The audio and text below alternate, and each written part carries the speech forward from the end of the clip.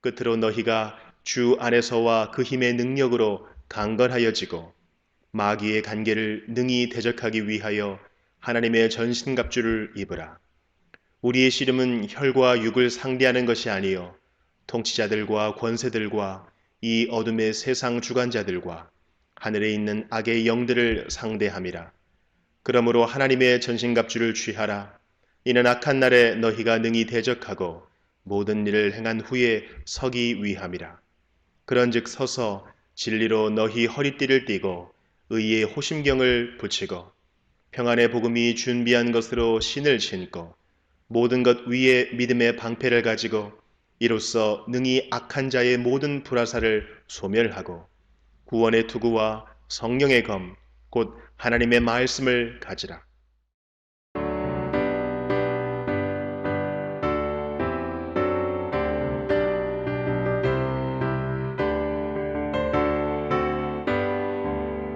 주 예수 이름 높이여 다 찬양하여라. 금별 유관을 들여서 만유의 주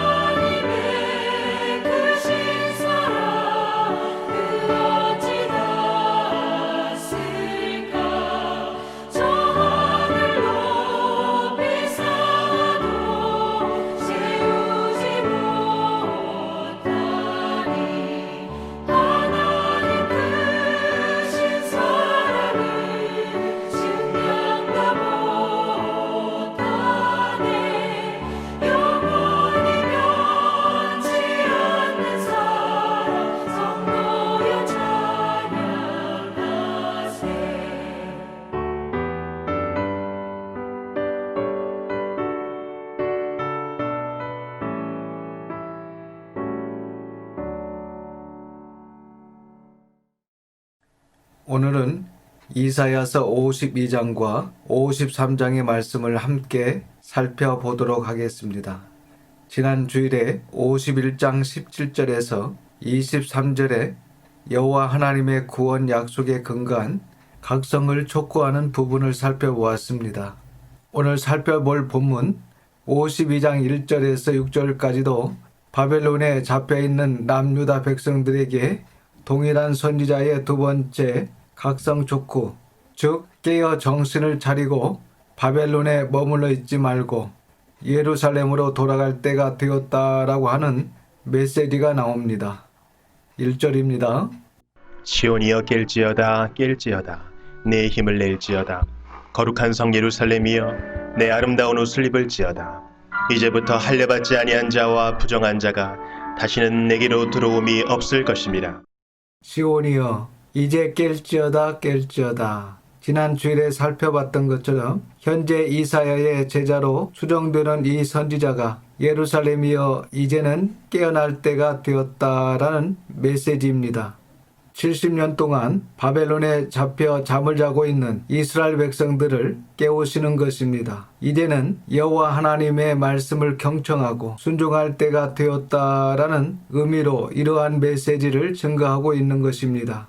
이제는 깰지어다 깰지어다 내 힘을 낼지어다 거룩한 성 예루살렘이여. 줄을 칩니다. 내 아름다운 옷 예루살렘의 회복을 의미합니다. 그래서 회복이라는 너의 아름다운 옷을 이제 입을지어다. 이제부터 할례받지 아니한 자와 부정한 자 바벨론이죠. 바벨론이 다시는 쳐들어옴이 없을 것입니다. 2절과 3절입니다.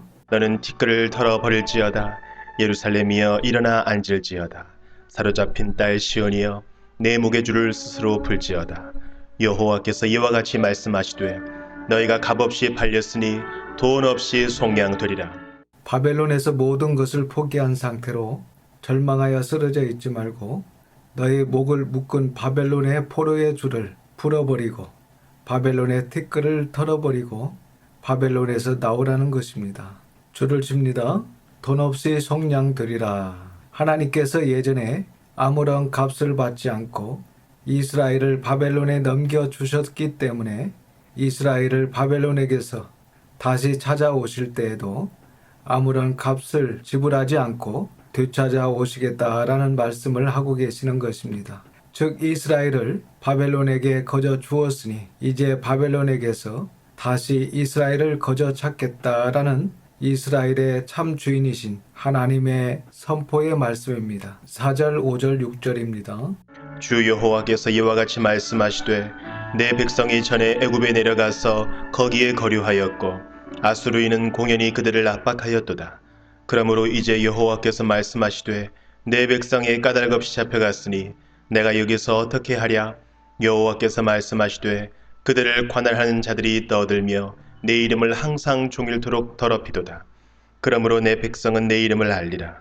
그러므로 그날에는 그들이 이 말을 하는 자가 나인 줄을 알리라. 내가 여기 있느니라. 과거에 하나님의 백성 이스라엘이 이집트에서 430년간 종으로 있다가 출애굽할 때 10가지 재앙과 이스라엘을 멸하려 따라왔던 이집트의 군대와 파라오는 홍해에서 모두 죽었습니다. 아수르는 괜히 남유다를 쳐들어와 하나님의 백성을 멸망시키려 했다가 아수르 대군 18만 5천 명이 하루아침에 죽어 힘이 약해진 아수르는 바벨론의 침공으로 사라지고 바벨론 땅이 되었습니다. 그러므로 이제 여호와께서 말씀하시되 내 백성이 까닭없이 바벨론에 잡혔으니 이 까닭없이에 해당하는 히브리어 단어 흰남은 앞에 3절에 나온 값없이라고 번역된 단어와 같은 것입니다. 그러니까 여기에 나오는 까닭없이라는 것도 사실은 값없이로 번역을 해야 합니다. 그러니까 이스라엘 백성이 까닭없이 바벨론으로 사로잡혀 갔던 것이 아니지 않습니까? 우리가 말씀을 통해 살펴봤던 것처럼 그들이 하나님 앞에서 시내산 언약을 지키지 않았고 반복적으로 저지른 죄악으로 인한 이유와 까닭이 분명히 존재하고 있지 않습니까?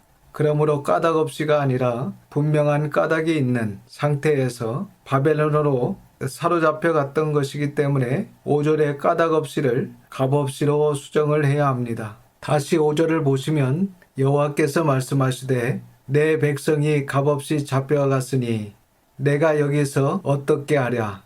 여호와께서 말씀하시되 그들 내 백성을 관할하는 자들 바벨론 관리들이 떠들며 내 이름을 하나님의 이름을 항상 종일토록 더럽히도다. 이렇게 바벨론의 관리들이 포로인 이스라엘 백성들을 멸시하며 너희의 하나님이 무엇이니 너희의 하나님이 힘이 약하기 때문에 우리의 신에게 진 것이야. 너희의 신 하나님이 너희를 버리신 것이야 하면서 이스라엘 백성들을 조롱하면서 여호와 하나님의 이름을 항상 종일토록 더럽히고 있었습니다. 그러므로 바벨론에 있는 하나님의 백성은 그동안 70년간 하나님의 이름을 더럽힌 바벨론 사람들에게 이제 내 이름 여호와 하나님의 이름을 알리라고 하십니다. 그러므로 그날 해방과 귀환의 날에는 그들이 내 백성들이 이 예언을 70년 후에 귀환하게 될 것을 말씀하시는 분이 여호와 하나님인 줄을 알리라. 내가 여기 있느니라.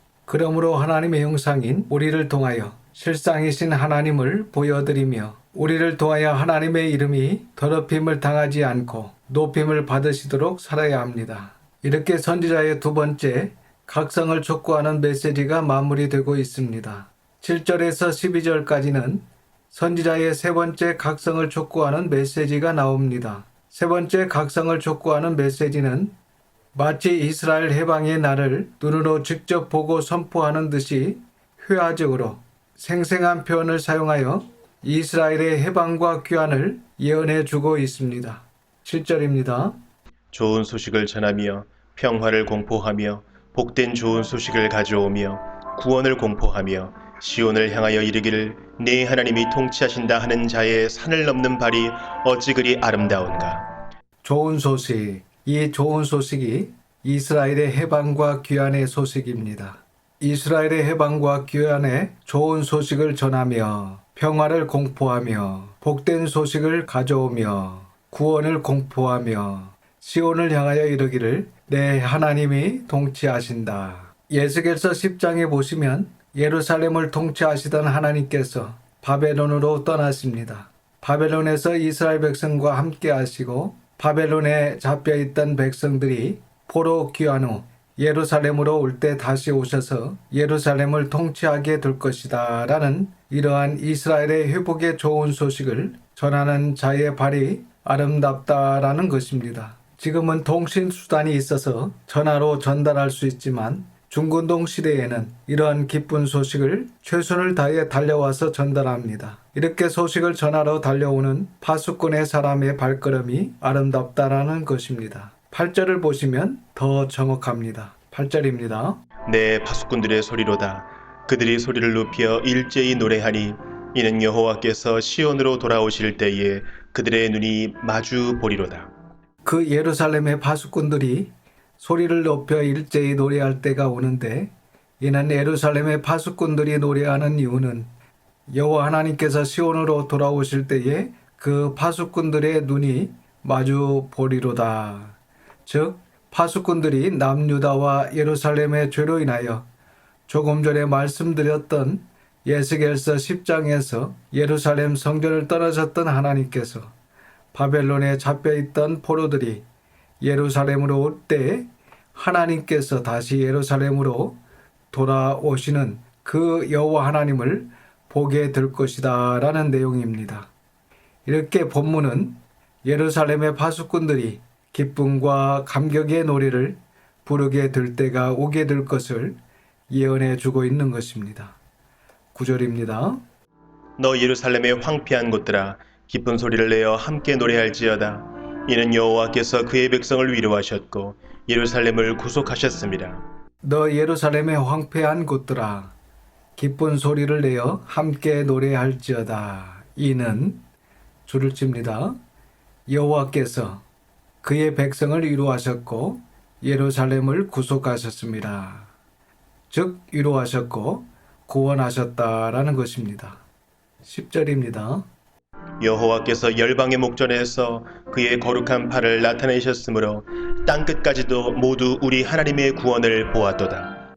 여호와 하나님께서 열방, 이방 모든 나라가 보는 가운데서 하나님의 거룩한 발을 나타내셨으므로 땅끝까지도 모두 우리 하나님의 구원을 보게 될 것이다.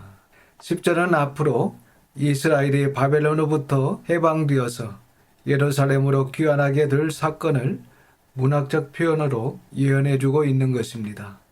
이제 11절에서는 선지자가 말하고자 하는 이번 문단의 주요 메시지가 등장하고 있습니다. 11절입니다. 너희는 떠날지어다 떠날지어다 거기서 나오고 부정한 것을 만지지 말지어다 그 가운데에서 나올지어다 여호와의 기구를 매는 자들이여 스스로 정결하게 할지어다. 줄을 칩니다. 너희는 바벨론에서 떠날지어다 떠날지어다. 이렇게 동일한 명령어를 2번 반복함으로써 바벨론을 반드시 떠나야 한다라는 사실을 매우 강조하고 있는 표현인 것을 알 수 있습니다. 하지만 앞에서도 말씀드렸던 것처럼 당시 많은 유대인들이 세속화되어 바벨론 땅에 눌러 앉아 있기를 희망하게 됩니다.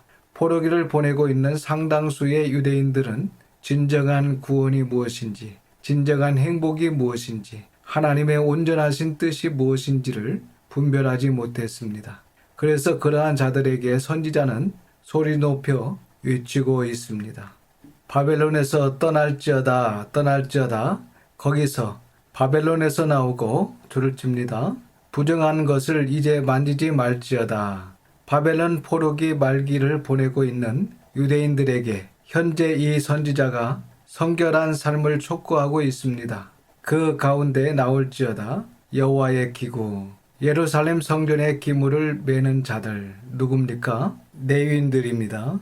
레위인들이여 더욱더 특별히 스스로 정결하게 할지어다. 바벨론이 남유다를 침공할 때 성전을 파괴하고 불태우고 성전 안에 있던 모든 거룩한 기물들을 취하여 가져갔습니다. 그러나 포로 귀환 칙령을 반포한 고레스는 그것들을 모두 남유다로 다시 돌려보내는 정책을 시행하게 됩니다. 그래서 그런 성전 기물들을 바벨론에서 예루살렘으로 운반하는 사역을 레위 지파 사람들만 감당할 수 있었고, 레위인들이 이러한 거룩한 일을 하기 위해서는 반드시 정결하고 성결하고 거룩한 상태를 잘 유지하고 있어야 이러한 하나님의 거룩한 일을 감당할 수 있음을 선지자는 말씀해 주고 있는 것입니다. 이렇게 이스라엘은 거룩하신 하나님과 이제 새롭게 출발함에 있어서 무엇보다도 앞서 거룩과 정결과 성결이 그들에게 필요함을 이스라엘 백성들에게 교훈하고 있습니다. 특별히 이 거룩한 일에 연관성이 있는 레위인들은 더욱더 거룩을 잘 유지하고 있어야 함을 본문은 말씀하고 있습니다. 거룩이 무엇입니까? 세상과 다르고 하나님을 위해 구별되었다라는 것입니다. 그러므로 우리는 세상과 다르고 죄와 마귀를 따라가지 않고 하나님의 말씀과 계명을 지키며 하나님을 경외, 하나님을 두려워하고 하나님을 사랑해야 합니다. 이렇게 사람이 거룩을 잘 유지하고 있어야 거룩하신 하나님께서 그 사람을 통하여 역사하실 수 있다라는 사실을 명심하시고 저와 여러분도 우리 자녀들도 늘 거룩을 잘 유지하는 우리의 삶의 모습이 있어야 합니다.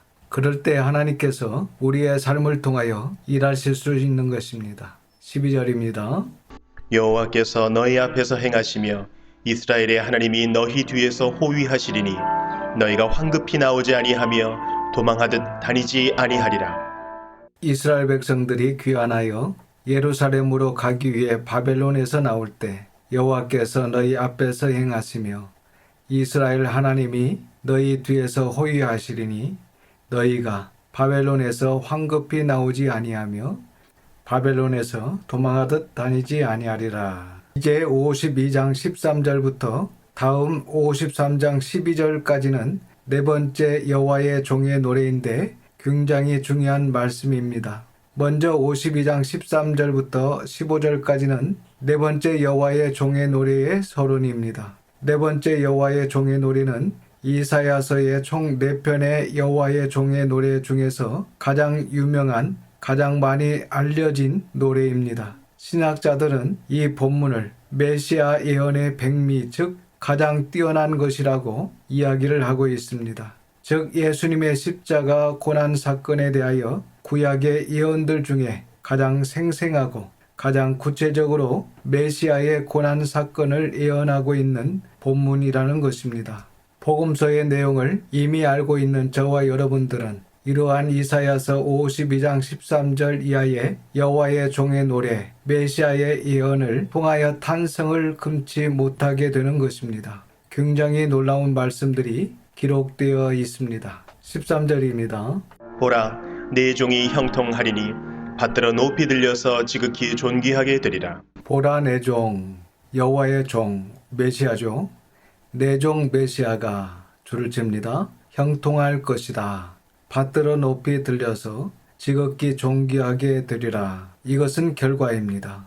우리가 나중에 보게 될 53장 12절에서도 지극히 형통하게 되며 존귀하게 되실 메시아의 모습을 볼 수 있는데 우리가 명심해야 될 것은 메시아께서 받들어 높이 들려서 지극히 존귀하게 되기 전에 과정이 있다는 것입니다. 지극히 존귀하게 되시기 전에 아래와 같은 사건이 먼저 있게 될 것을 예언해 주고 있습니다. 이러한 그리스도를 따르는 그리스도인들에게 교훈하는 바가 굉장히 큰 그러한 말씀들입니다. 14절을 보겠습니다.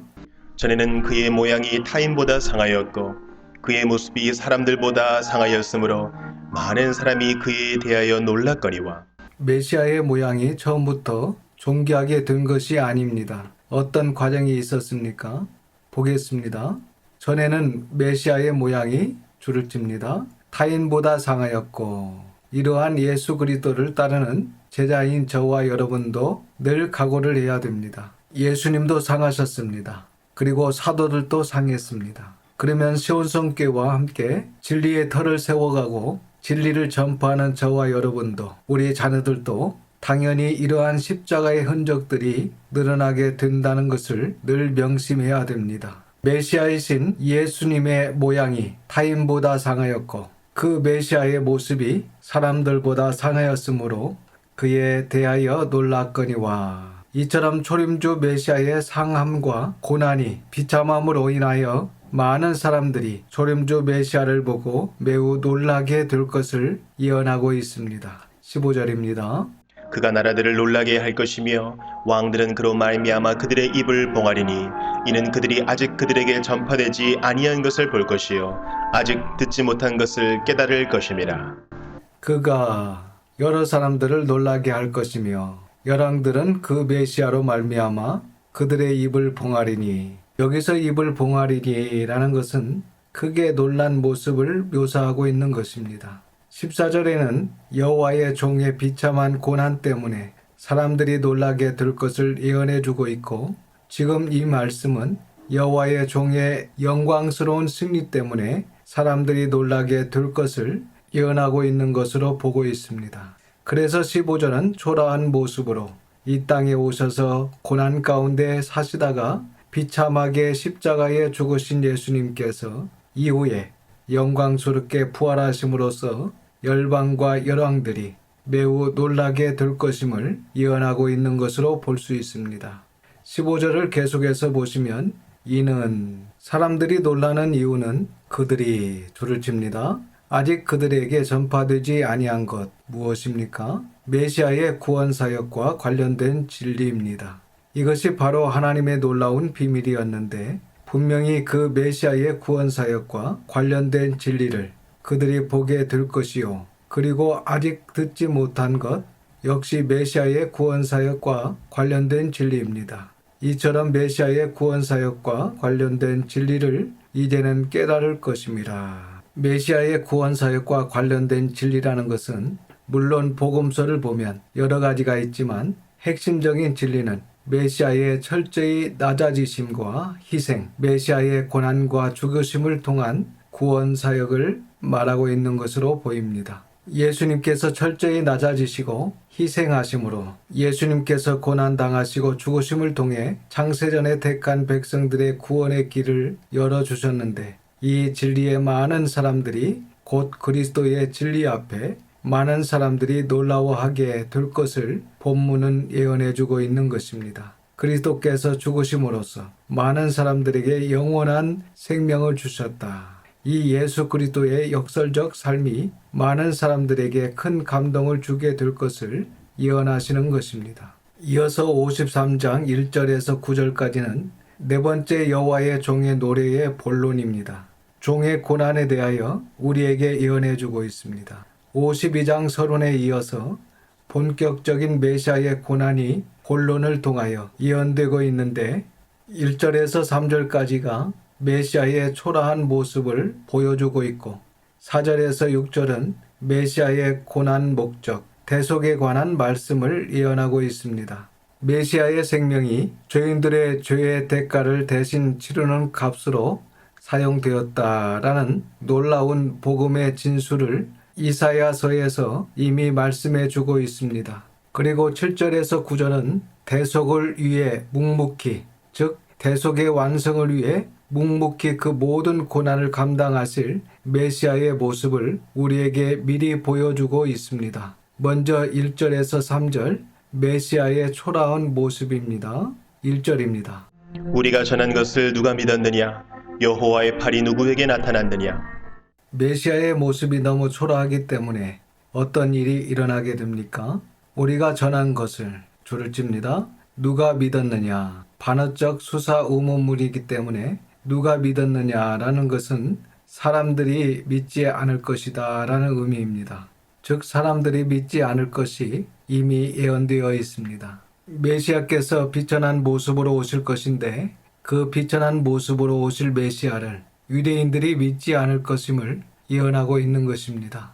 그래서 사도 요한과 바울 사도도 예수 그리스도를 이스라엘 백성들이 믿지 않았다라는 사실을 말하면서 본문을 인용하고 있는 것을 볼 수 있습니다. 그래서 53장 1절에 요한복음 12장 38절 그리고 로마서 10장 16절이라고 적어 놓으면 좋겠습니다. 이렇게 이 예언의 말씀이 분명히 성취가 된 것입니다. 1절을 계속해서 보시면 여호와의 팔, 이 여호와의 팔은 구원의 능력과 방법을 이야기하는 것입니다.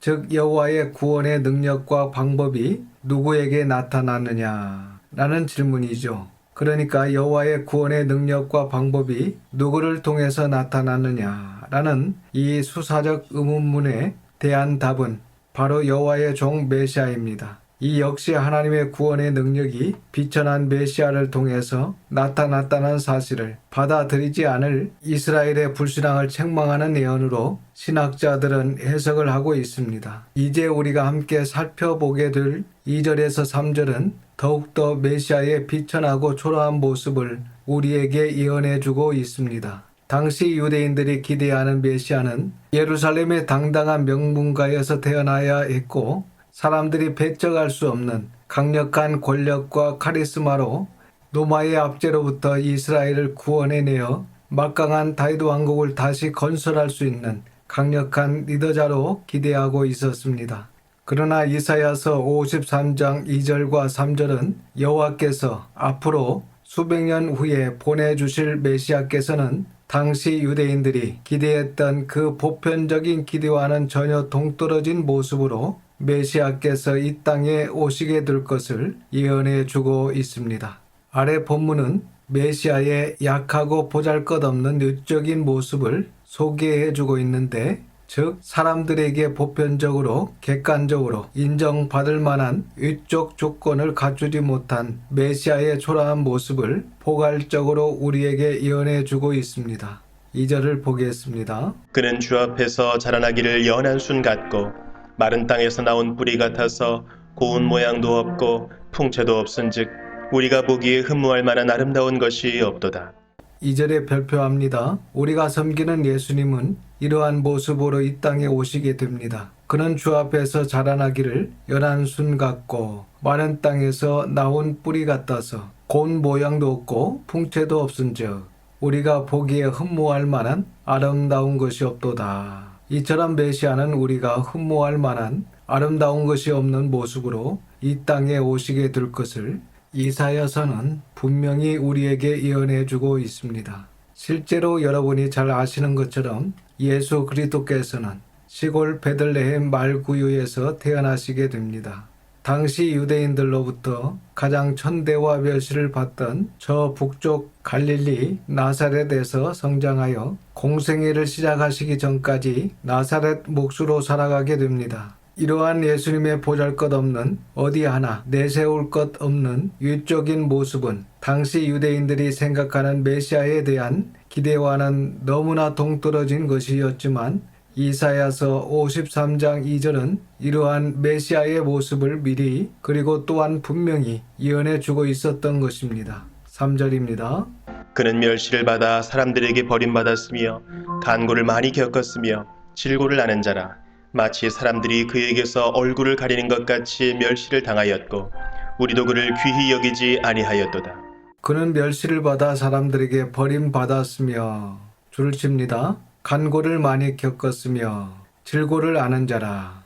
여기 나오는 간고라는 단어는 좀 어려운 단어인데 한자로 어려울 간 그리고 쓸고라고 해서 즉 가난하고 고생스러움이라는 뜻인데 이 말은 정신적인 고통을 의미하는 것입니다. 그리고 이어서 나오는 질고는 병질, 쓸고라는 한자어인데 이 단어는 질병으로 인한 괴로움이라는 뜻입니다. 그래서 이 말은 육체적 고난을 의미하는 것으로 볼 수 있습니다. 그래서 메시아께서 상당한 고통과 고난을 당하시는데 바로 하나님의 진리를 배척하는 사람들로 인해 메시아께서 상당한 정신적 고통과 육체적 고난을 당하게 되실 것을 본문은 예언해주고 있는 것입니다.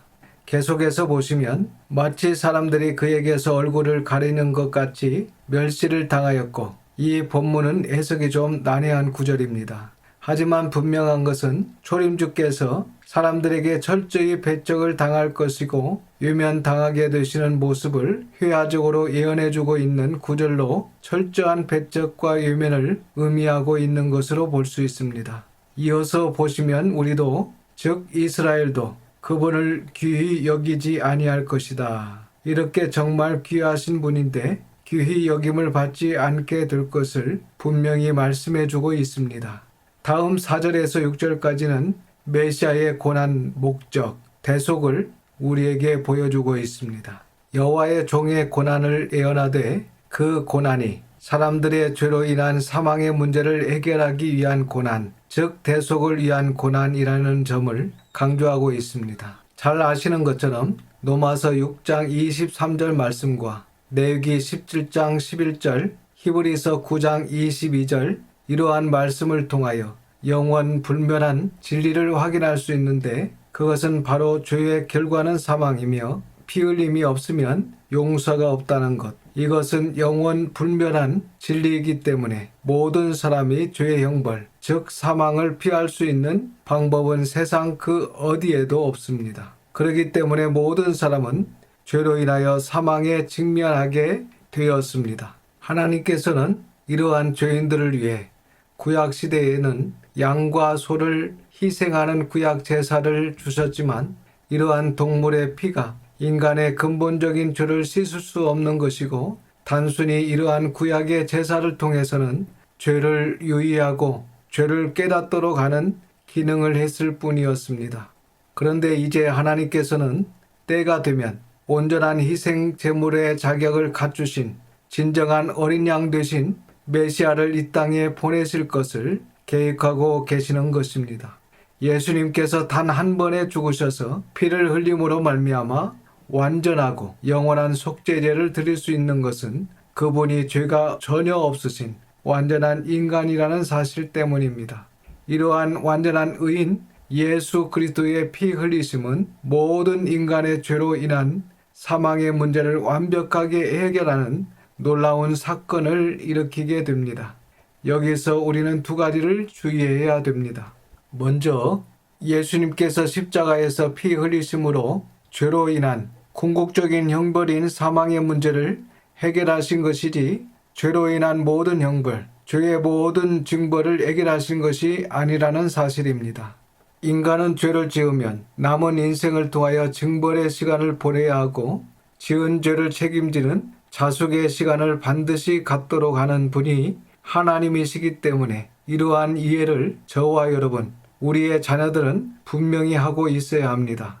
그리고 두 번째는 예수님을 성실하게, 진실하게 믿는 사람들에게만 이러한 죄로 인한 사망의 문제를 해결받는 대속의 은혜가 주어지게 된다는 사실입니다.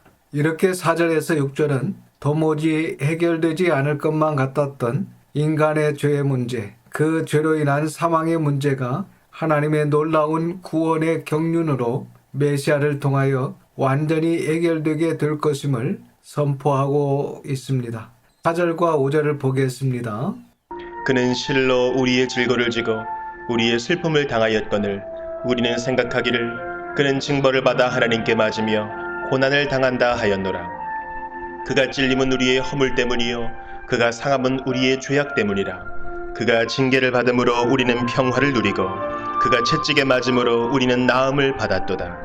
그는 실로 우리의 질고를 지고, 이 번역보다는 우리가 받아야 할 고통을 대신 받으시고, 이 표현이 들어가야 됩니다.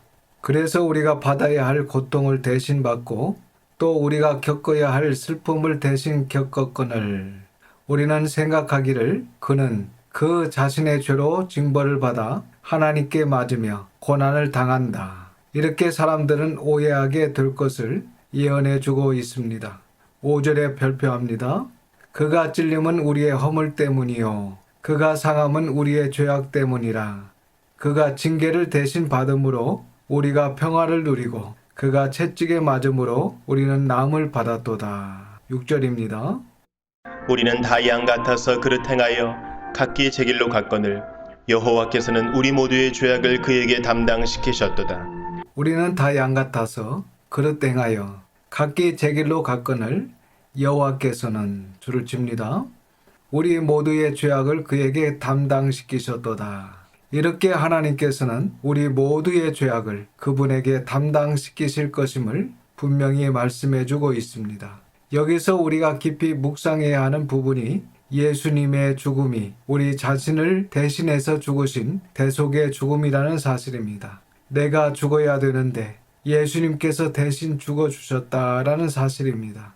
정말 우리가 깊이 있게 묵상을 하고 또 감사해야 할 부분입니다. 이렇게 본문은 메시아의 생명이 죄인들의 죄의 대가를 대신 치르는 값으로 앞으로 사용되게 될 것을 정확히 예언해 주고 있는 것입니다. 다음 7절에서 9절은 메시아께서 대속 사역의 완성을 위해 묵묵히 모든 고난을 감당하시는 그런 감동적인 장면을 우리에게 예언해 주고 있습니다. 7절입니다. 그가 곤욕을 당하여 괴로울 때에도 그의 입을 열지 아니하였으며 마치 도수장으로 끌려가는 어린 양과 털 깎는 자 앞에서 잠잠한 양같이 그의 입을 열지 아니하였도다. 메시아께서 곤욕을 당하여 괴로우신데도 어떤 반응을 보이십니까? 오늘 현대인들과 악인들과는 너무나 다른 모습입니다. 줄을 찝니다. 그의 입을 열지 아니하셨으며 변론할 내용이 없어서 침묵하신 것이 아닙니다.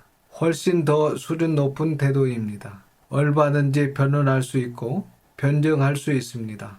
그런데 예수님께서는 입을 열지 않으실 것이고 마치 어떻게 하십니까? 도수장으로 끌려가는 어린 양과 털 깎는 자 앞에서 잠잠한 양같이 그의 입을 열지 아니하셨도다. 참 우리에게 특별히 어떤 어려움과 힘든 문제가 닥쳐왔을 때에 미숙한 모습을 보여주는 우리에게 주시는 큰 교훈의 말씀입니다. 이렇게 7절은 예수님께서 자신이 당하시는 고난의 의미를 정확히 이해하시고 하나님의 뜻에 철저히 온전히 낮아지셔서 순종하실 것임을 예언하고 있는 구절입니다. 분명히 잘못된 재판입니다.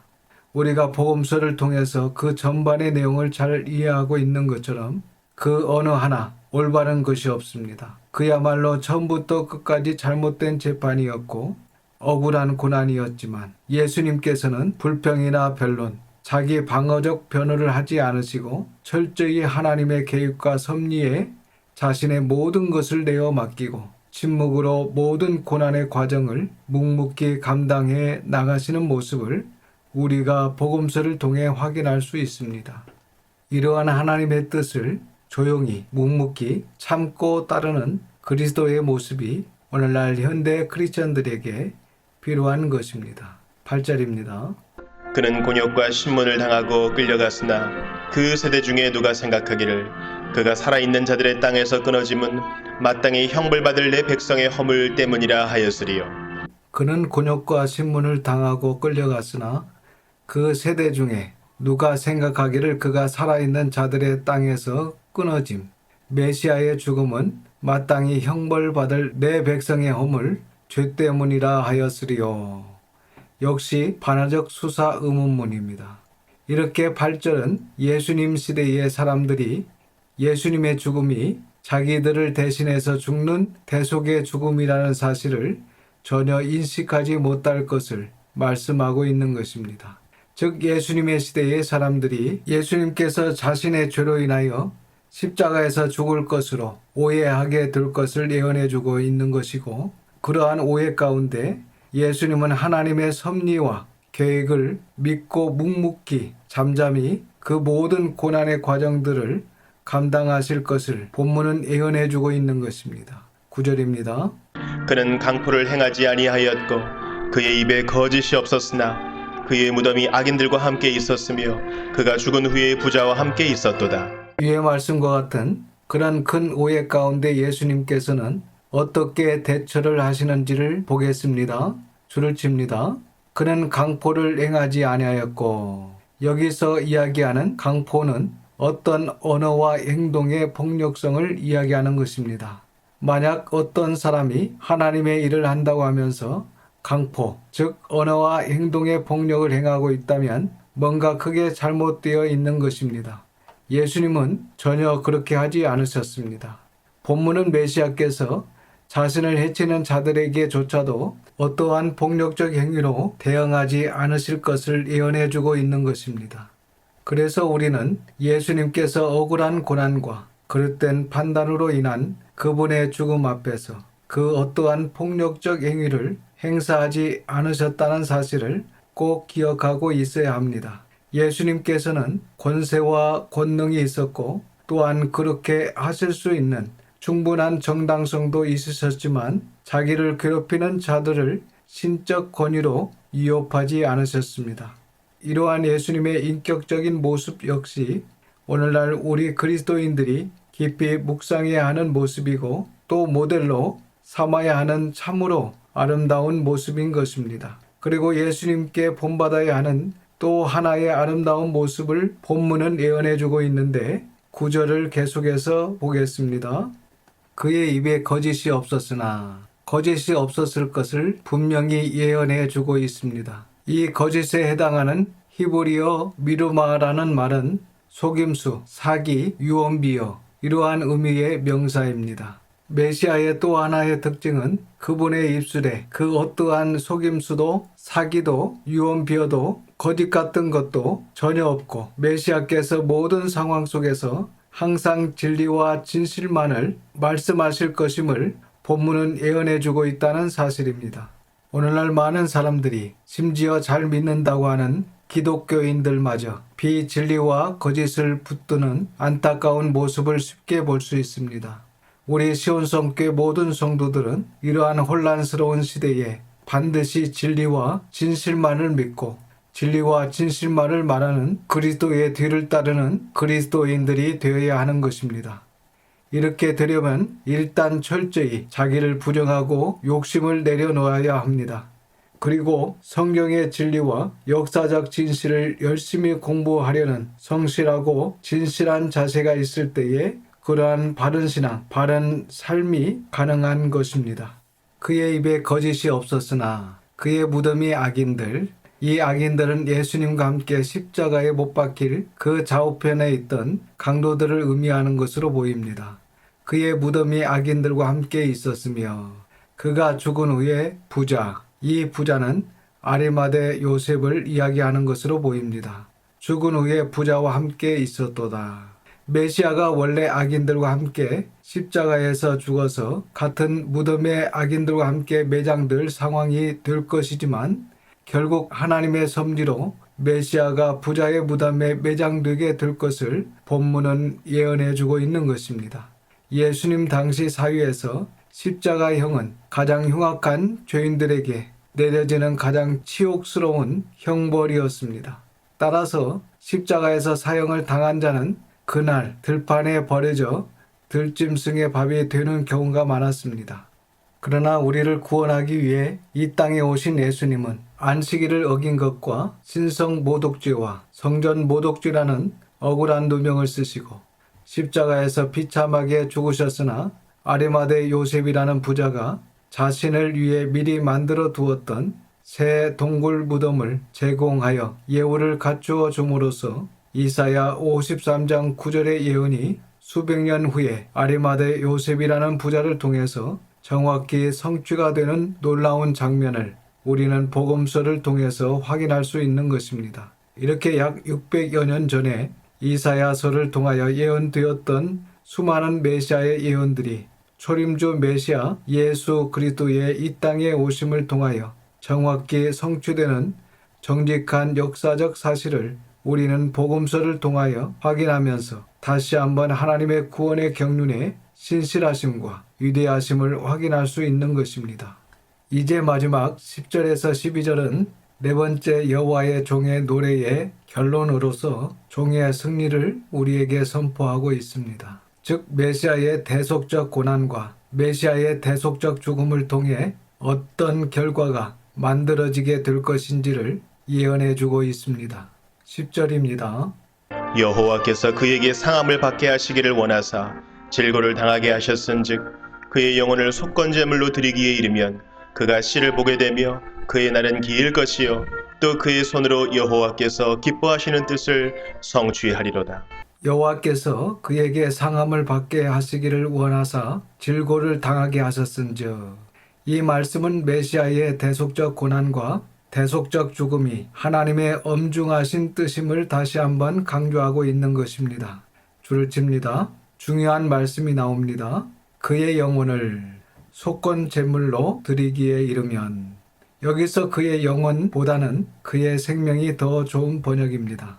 왜냐하면 여호와 하나님께서 메시아의 영혼이 아니라 메시아의 생명을 죄인들의 죄의 대가를 대신 치르는 값으로 예수 그리스도의 생명을 사용하실 것이기 때문에 본문처럼 그의 영혼이라고 해버리면 큰 오역이 되는 것입니다. 그래서 그의 생명이라고 번역을 해야 합니다. 이 생명이 바로 죄인들의 죄의 대가를 대신 치르는 값이 되는 것입니다. 그리고 속건제물이라고 하는 부분도 생각을 해야 합니다. 앞에서 살펴봤던 5절과 6절에서는 메시아를 속죄제물로 언급하고 있었습니다. 그런데 본문에서는 메시아를 속건제물로 언급하고 있다는 사실입니다. 이처럼 53장에서 그리스도의 제물됨의 성격을 두 가지로 언급하고 있다는 것은 메시아의 대속적인 죽음의 성격이 이 두 가지 율법의 제사의 성격을 모두 포함하고 있다는 사실을 우리에게 교훈하고 있는 것입니다. 이와 같이 메시아의 대속적 죽음은 율법에 나와 있는 속죄의 성격이 있습니다. 죄를 씻고 용서하는 죄의 성격이 있고 또 속건제의 죄에 대한 배상의 성격을 모두 포함하는 완전한 제사임을 본문은 증거해 주고 있는 것입니다. 그래서 메시아의 대속적 죽음이 속죄의 성격과 배상의 성격이 있다는 것입니다. 10절을 계속해서 보시면 메시아께서 이 씨가 바로 예수 그리스도의 대속적 죽음을 통하여 결실하게 될 그리스도인들, 제자들을 의미하는 것입니다.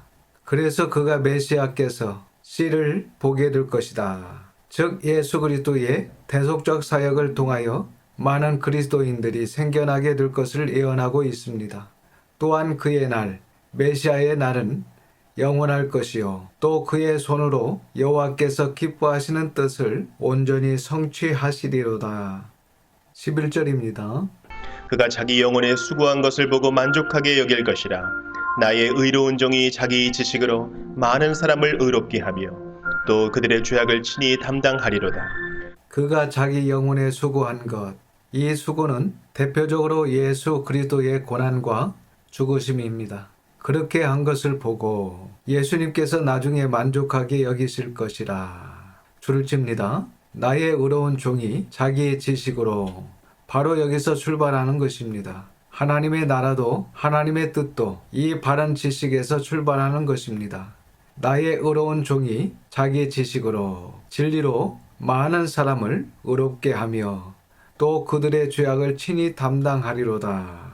12절입니다. 그러므로 내가 그에게 존귀한 자와 함께 몫을 받게 하며 강한 자와 함께 탈취한 것을 나누게 하리니 이는 그가 자기 영혼을 버려 사망에 이르게 하며 범죄자 중 하나로 헤아림을 받았음이니라. 그러나 그가 많은 사람의 죄를 담당하며 범죄자를 위하여 기도하였느니라. 그러므로 내가 여호와께서 그 귀한 자 구원받은 성도들입니다. 구원받은 성도들과 함께 몫을 받게 할 것이며 강한 자, 이 역시 구원받은 성도들입니다. 구원받은 성도와 함께 탈취한 것을 나누게 하리니 이는 그 이유는 줄을 칩니다. 메시아가 여기도 자기 영혼이라고 번역을 하면 안 됩니다.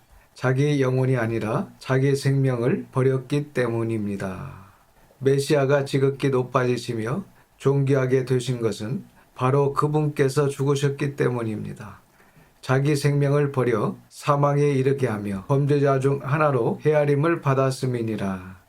그러나 그가 많은 사람의 죄를 담당하며 범죄자를 위하여 기도하였느니라. 이렇게 12절은 고난의 길과 십자가의 길을 가실 예수 그리스도께서 이러한 고난의 과정, 철저히 자기를 부정하는 죽음의 과정을 통하여 여호와께 존귀하게 높이심을 받게 될 것을 예언해 주고 있는 것입니다. 이렇게 그리스도께서 고난과 죽음 뒤에 존귀케 되신다는 역설적 진리를 우리는 주목할 필요가 있습니다.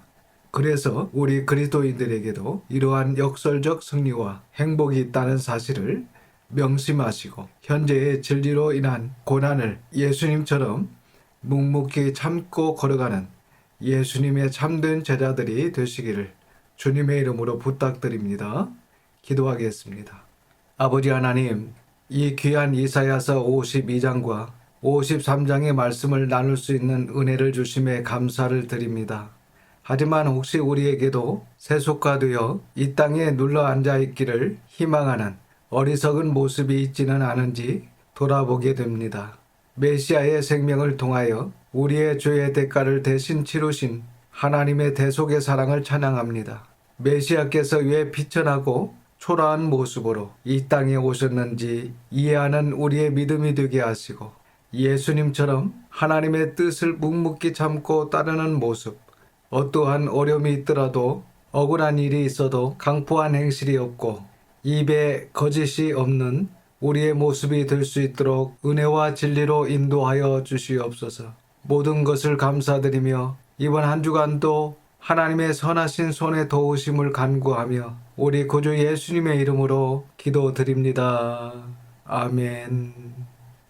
지금은 우리 구주 예수 그리스도의 은혜와 아버지 하나님의 그 크신 사랑하심과 성령님의 감화감동 역사 충만하심이 예언대로 오신 우리 구주 예수님을 믿어 왕과 주인으로 모시고 통치를 받으며 길이요 진리요 생명이신 우리 예수님을 전하는 모든 성도들과 자녀들에게 함께 하시기를 우리 주님 예수님의 이름으로 축원하옵나이다.